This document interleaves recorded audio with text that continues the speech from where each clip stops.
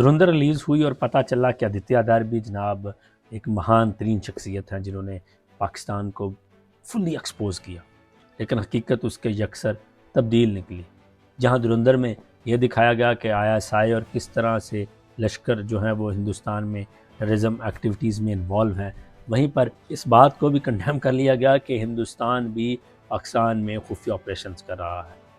अजीब किस्म की मंतक चलाई गई कि आप पाकिस्तान का फील्ड पर मुकाबला नहीं कर सकते तो फिल्मों में ही मुकाबला कर लें, और फिल्मों में तो वैसे भी हिंदुस्तान ने जीत जाना है।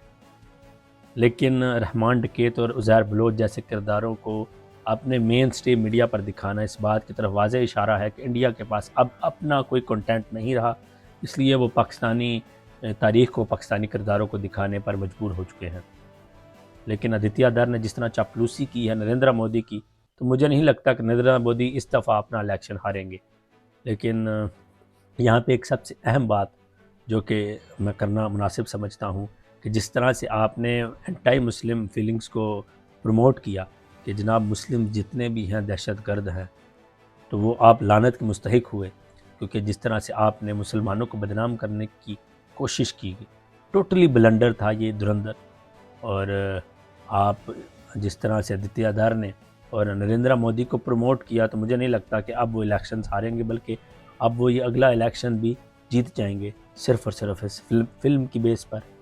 और जहाँ तक बात रही कि आप पाकिस्तान को नेगेटिव दिखाते हैं, तो ये आपका शुरू से वतीरा रहा कि आपने पाकिस्तान को हमेशा नेगेटिविटी में ही दिखाया और प्रमोशन की और अपनी आवाम को फुद्दू लगाया।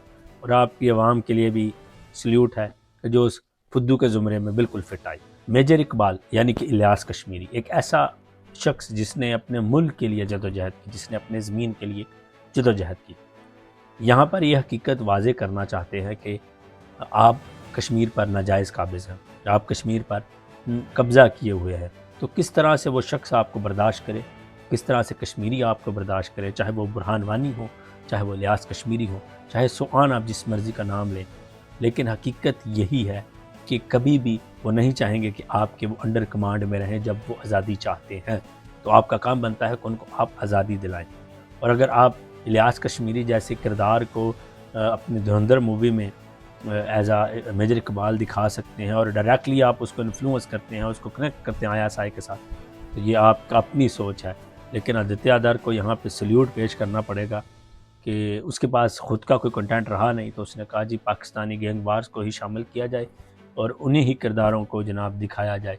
और इंडिया में इस वक्त कह लें कि पागलों जैसा माहौल बन चुका है कि हर कोई सिर्फ जिंदाबाद के नारे लगा रहा है और क्या लें सल्यूट पेश किए जा रहे हैं जी अपने हमज़ा अली मज़ारी को, जो शायद हकीकत में कहीं था ही नहीं।